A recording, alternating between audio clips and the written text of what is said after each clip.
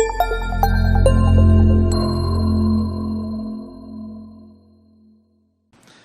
it's Mike Hambright with FlipNerd.com. Welcome back for another exciting VIP interview where I interview some of the most successful real estate investing experts and entrepreneurs in the industry to help you learn and grow. Today, I'm joined by David Painter, who's a real estate investor. He's the president of the Kansas City Investment Group, and David is a passionate rehabber. Today, we're going to discuss some strategies for rehabbing and being successful in rehabbing, as well as how to raise money for your rehabs. Before we get started, though, let's take a moment to recognize our featured sponsors. RealtyMogul.com is an online marketplace for real estate investing, connecting borrowers and capital from accredited and institutional investors. Get a rehab loan fast and close in as little as 10 days. Rates start as low as 9%. We'd also like to thank National Real Estate Insurance Group, the nation's leading provider of insurance to the residential real estate investor market. From individual properties to large-scale investors, National Real Estate Insurance Group is ready to serve you. Please note, the views and opinions expressed by the individuals in this program do not necessarily reflect those of FlipNerd.com or any of its partners, advertisers, or affiliates. Please consult professionals before making any investment or tax decisions, as real estate investing can be risky. Hey, David, welcome to the show. Thanks, Mike. It's a real pleasure to be here. Looking forward to it. I'm glad you're here. Like we said, a fellow Midwestern boy.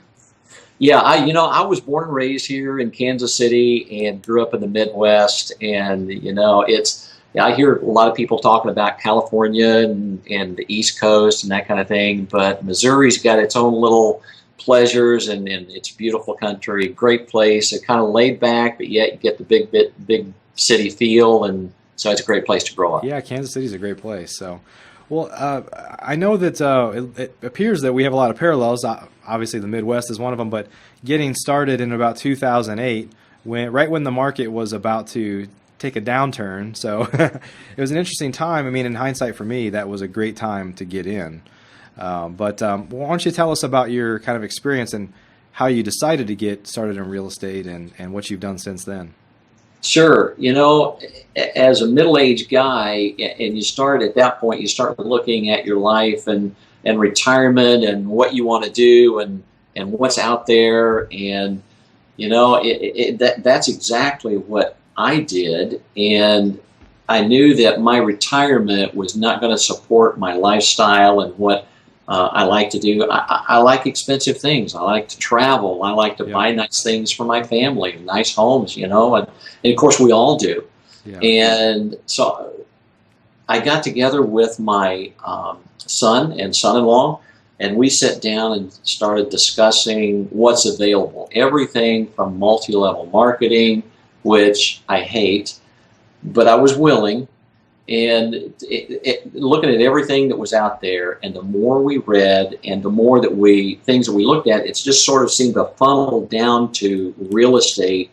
And we started looking at the opportunities in real estate, started reading some books by Robert Kiyosaki, Rich Dad, Poor Dad, The Cash Flow Quadrant, and I still have those in my library today. And those are books and some other books that quite often I go back and sort of refresh on some points there. But we started reading those books, and it created a mindset, right, which every successful real estate investor has to have a specific mindset. And it's not the average middle-class American mindset. Right. But that being said, we looked at everything. And as we were reading some of those books, Think and Grow Rich by Napoleon Hill, there was a Friday night Rich Dad event that all three of us went to, and we were just blown away by what you could do in real estate, what the opportunities were, what was there. And from there, then we attended a 3-day seminar and taught by Rich Dad Education.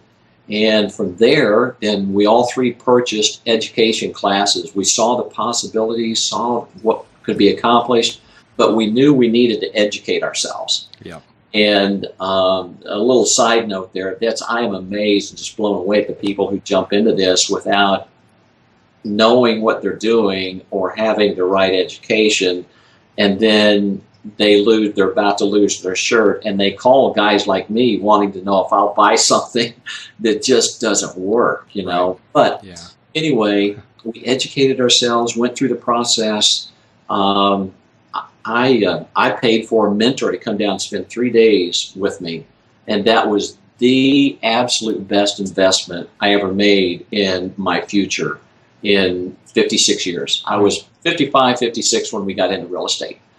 And so from then, after we spent the time with our mentor, then we started marketing. And it took a couple of months to get our first deal, and we went through the whole process with fear and trepidation, and never having bought a house like that before. The way that you and I buy houses is not the typical way that the average person buys property. For sure.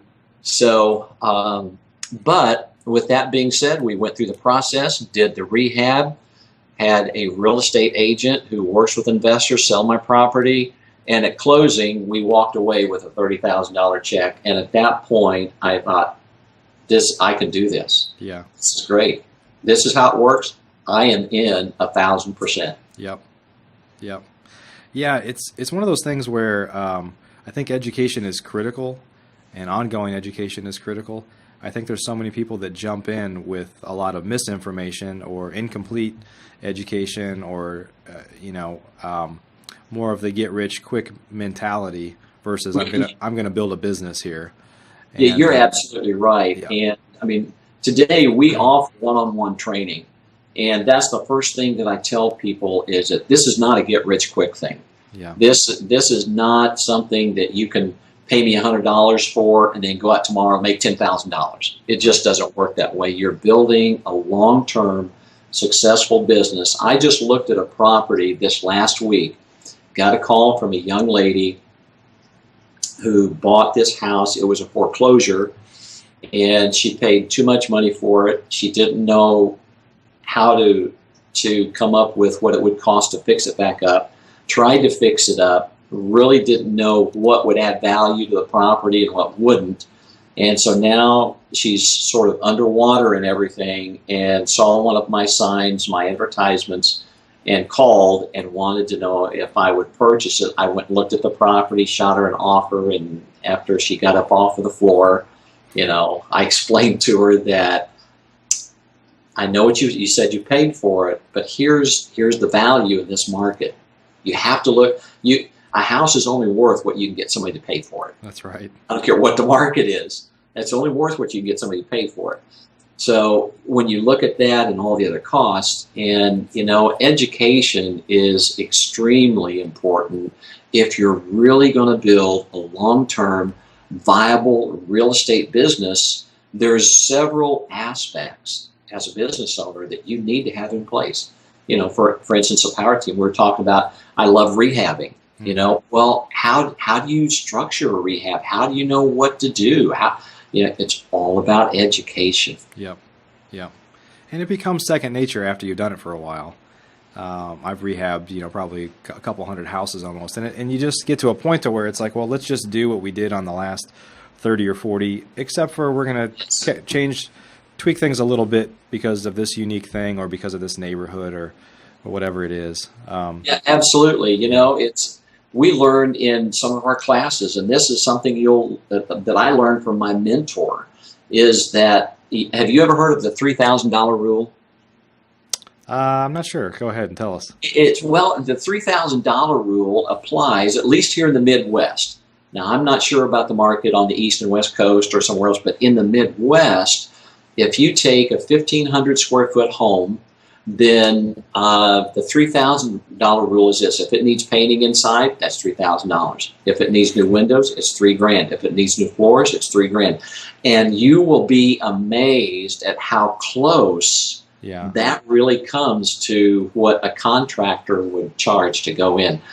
I've used that many times, but you made a very valid point, Mike, is that after you do this for a while, then it becomes second nature. And I know when I first started, I would go through and I had this long list, and I mean, everything was detailed and written down, which is good. Yep. And it should be that way. but now when I go through a property, I have that same stuff with me, but rarely do I open my notebook and start making all those notes. I walk through, it takes me about 15, 20 minutes to go through a house and look at it. It's like, yep, okay, it's going to be about a $32,000 rehab job. Yeah. Yeah, you start to come up with some rules of thumb and things like that. Yeah. Yeah, exactly. Yeah. So you apply those, and you can be a successful rehabber, but it gets back to that point of education. Yeah. Well, why don't you share some of your thoughts on successful rehabbing and just some of the strategies you use based on, neighborhood or price point or, however you kind of categorize what level of a rehab Sure. you're going to take something to. Sure. Well, the first thing I look at is what's selling and what's moving in this market. What price range are people really looking for in this market? So I know within the Kansas City market, properties that range from about 100,000 up to about 160, right in there, then I can move those things all day long, because you're looking at about a 1,400 to 1,500 square foot house, maybe in some cases about a 1,200 square foot house, 3 bedroom, 1 bath. You get below that, then things are a little bit tougher to sell. To rent, they're even tougher to sell. And so typically we stay within that price margin, 3 bedroom, 1 bath. Basement is a plus, garage is a plus, but not absolutely necessary. And then we also look at a thing that we call segmenting the market, which involves looking at that part of the market which is primarily a rental market. Don't plan on doing a rehab and selling a property on the retail market that is predominantly a rental market. If it just doesn't work.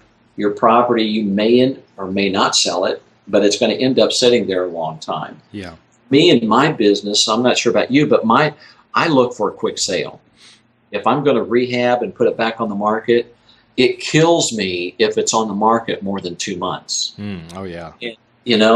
But one of the things that I found is really successful for me is that if I use the real estate agents and their expertise and marketing ability, if I make it worth their while. For instance, so when one of my houses hits the market, my agent, if we get a valid signed contract within the first 30 days, then she gets a $1,000 bonus, and I'll bump the buyer's agent up 1 full percentage point. And I've done the math. It's cheaper for me to pay that right up front than to let it sit on the market for 2 months. Yeah. So I would much rather have both of them out really marketing this property and getting the bonuses rather than it just sitting there, and it may or may not get some showings or that type of thing, but they're really pushing it because that's a pretty significant bonus. Yeah, that's a big incentive, yeah. So that's one thing that I really try to do. Anybody that helps me in the rehabbing market reach my goals, I make it worth their while. So we put together a power team that we use specifically in our rehab whole strategy. I've got a contractor that when he gives me a bid, it's a line item bid to the penny, and if there's anything missed, then he eats the cost, not me. Nothing will kill a rehabber quicker than for a contractor to come back and say, Dave, we've underbid this. We need another $3,000 to finish out this part of the project. Yeah. Nothing will kill your profit any faster, Mike. Yep, I understand. Than somebody coming back and eating up that side of it. So we put a great contractor in place. I've got a great title company in place. I have a great real estate agent in place that knows that if she doesn't do well selling my houses, then there are others in line, who are waiting to do the same. So, you take all of these people. I've got a great real estate attorney, and I try to pay all of these people well so that I can do well and then it creates a win-win situation for everyone. Sure. Why don't you talk a little bit about your kind of your strategy for rehabbing in terms of whether you're trying to knock things out of the park or whether you have kind of an entry level, I'm just going to clean it up and do more what I refer to as kind of a wholesale type strategy, where we just kind of pass on a traditional wholesale deal maybe to an end user on the MLS. Just talk about how you think about how far to go in your rehabs. Okay, yeah, absolutely. One of the things I'm always going through new properties, what people like. I'm looking at magazines, that sort of thing, to know what's out there, how they're building the new properties, and so then that's what we generally try to do if we're going to rehab it. Then specifically, depending on let's just, for example, let's say that we have a $100,000 house and a 3-bedroom, 1 bath, and we're looking at 1,100 square feet. So typically that would be a good starter home. And so what I'll do is, once I know that I'm going to purchase the property, then I'll go in and start designing what we want to do. Right now, one of the big things is an open floor plan. Everybody likes it open. So we'll go in, and if we can blow out a wall between the living room and the kitchen, or if between something, so that the house doesn't look so boxed up, then if we can open up the floor plan, then not only does it appeal to people, but it makes the house look bigger, because it's got that nice openness. Right. And we will go in, and whatever that market dictates as far as nice properties that people are looking for, my properties will be one notch above that. Because as a rehabber, you have to ask yourself, why is somebody going to buy my property versus any of the other inventory that's out there? Right.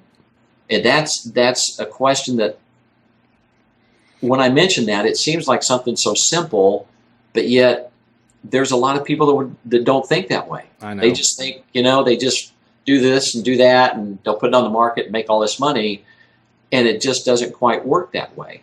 So, for instance, I can go in with my contractor, and for $400 difference, I can put granite versus a high-end Formica. So, to me, that's a no-brainer. Yeah. $400 expense to get the market value of what I'm asking for the property. Oh yeah, that's a no-brainer. Right. So I will go in, and we will, in most cases, I would say, on this same example that we're using for a $100,000 house, I'll gut the kitchen, and we'll put in new oak cabinets. We'll put in a 60/40 sink, granite countertops. If there's room for an island, we'll put an island in there. If not, we'll look for ways to put even a short counter. Most people just love having a bar stool, at least be able to put 1 or 2, and a counter. It's just a selling feature. Yeah. So we will do that.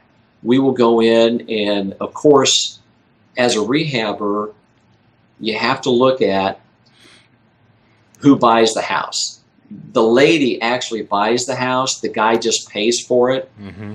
And I'm not, certainly I know we have to be politically correct, and I'm not trying to put down the ladies, but that's their domain, and they want what they like. So we actually market to the women. And so the bathroom and the kitchen, we make those jaw droppers. Put travertine tile in both the floors. We'll do the tile surround in the bathroom, new sink, new toilet, the whole 9 yards there, so to speak. We'll put the block window. If there's a window there, we'll take the traditional see-through window out, put a block window in. And there are some ways, some simple things you can do to a property to get a high-end look without really spending high-end dollars. Sure, for instance, a lot of times we'll go in and and have the two-tone paint job, have my contractor put a chair rail up in the living room. We'll do a two-tone paint job, or you can put crown molding up. And there are some little things like that that you can do to get a high-end look without spending high-end dollars. Sure. And as far as detail, Mike, we even go in and put in new wall switches and covers. Yeah. The white ones. Yeah, we do because that it gives it that crisp, clean, new look that everybody wants. Yeah, I think it's important that that's just a little tip that you said about adding new outlets and covers and switches is a lot of real estate investors, I think newer real estate investors, they think they look fine. Oh, well, the covers are just 39 cents or whatever they are. So they assume they don't have to replace them. Well, the problem is then when you get fresh paint on the walls, then they just look terrible. They're yellowed. It sticks out like a sore thumb. Yeah, so you've got to plan to replace those things pretty much 100% of the time. Right, exactly. You do. And then, another new thing that, in fact, it actually costs a little bit less if you have to do sheetrock work. It's called the knockdown look, where they go in, splatter the wall, and then when it's semi-dry, they take a trowel and flatten it a little bit. Yep. And that gives it a higher end look. Yeah. And that's actually a little bit cheaper to do that versus if they have to go in and then after they put the sheetrock in and do all the mud work and all that, it's actually, at least here for me and my contractor, it's a little bit cheaper because then they just go back and after that's done and it's ready to paint, they spray it and it's pretty much a done deal. Yeah, yeah.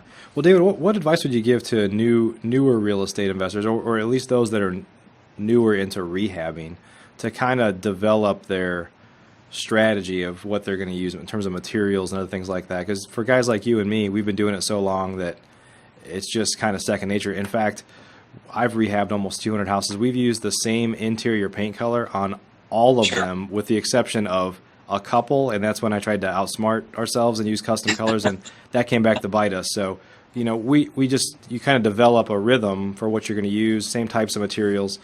But for people that haven't kind of built that yet or don't have that experience yet, what advice would you give them?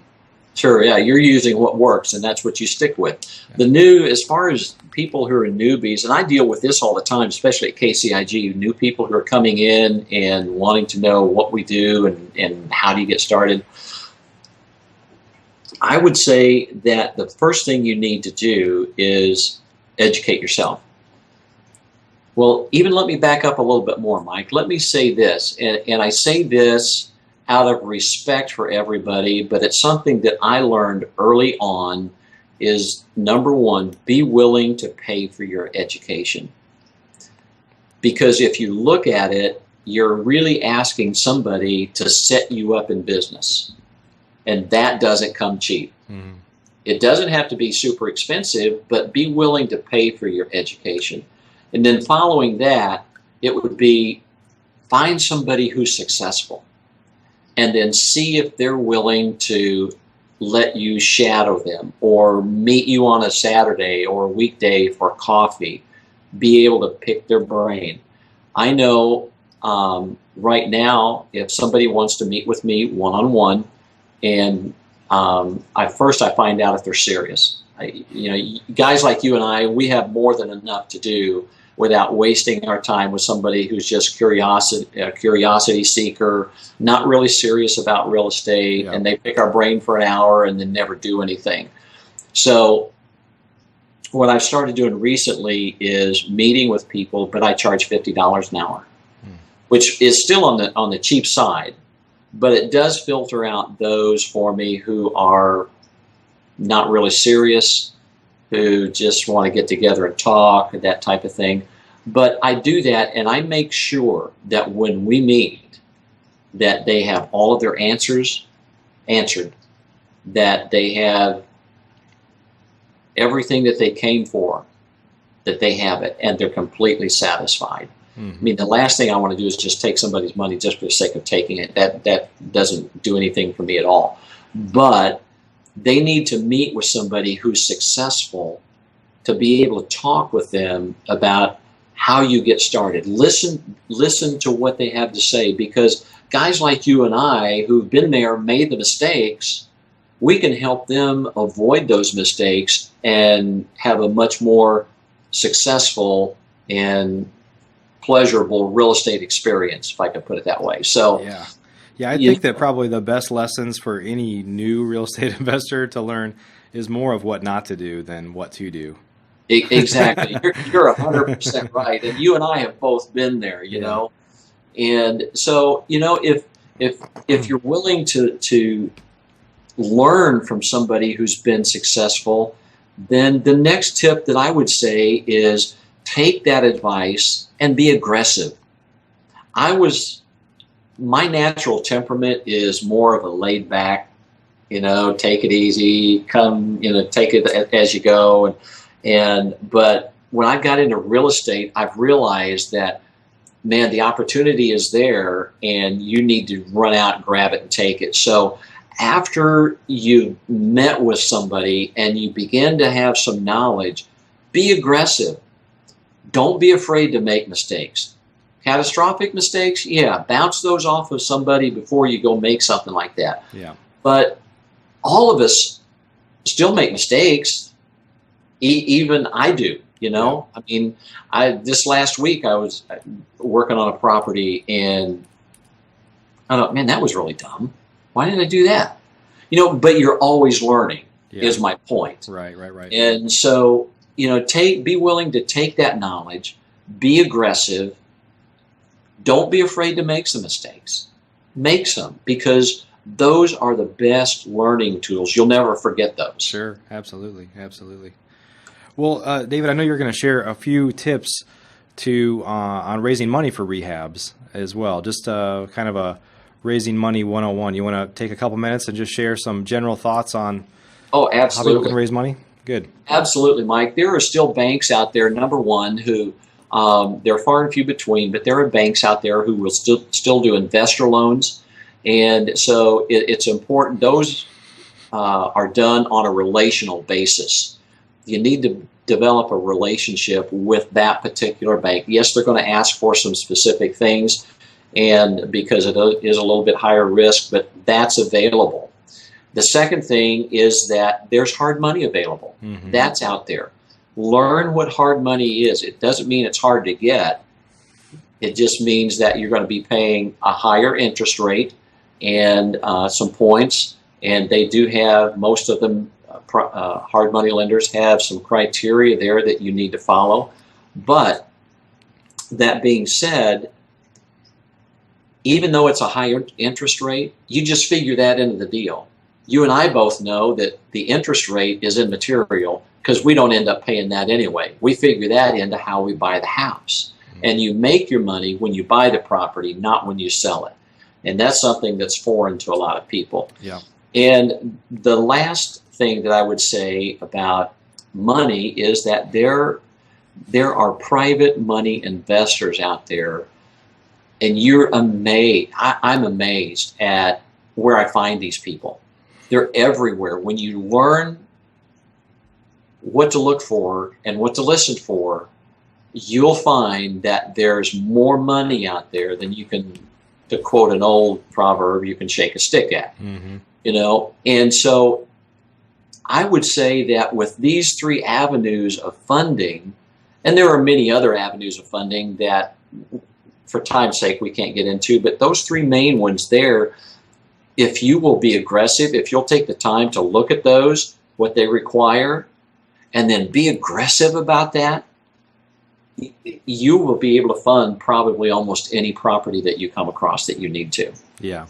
Yeah, when you start to consider that most people have their money invested in a lot of people that are close to retirement or in retirement in very safe things, and 1% or less, it's CDs or just sitting in a savings account, and if you can tap into some of that and it's good for them and good for you, I think there's a lot of opportunity out there for sure. That's absolutely correct. And if you understand that if people have their money in CDs or money markets, they're actually going in the hole. And if you do your homework and put some formulas together, that becomes a powerful tool when you can present that to an investor and say, look, here's where you are with the inflation rate, here's what you're losing, and here's what I can do for you through this property, through this deal. it becomes a powerful, powerful tool for you to get private money. Yep, absolutely. Well, David, any kind of final comments on maybe just on generally on rehabbing, what investors should consider when they're looking to either get started or looking to kind of ramp up their rehabbing business? I would simply say this, Mike, that they need to be aggressive. They need to see the opportunity. They need to be passionate about it. They need to to join a local REHA club and expand their network. And I tell people all the time that simply the more people that know what you're doing, the more successful you're going to be. So the opportunity is out there, and regardless of what the evening news says, this is absolutely the best time to be in real estate. I agree. Well, David, hey, thanks for joining us today. We appreciate your time.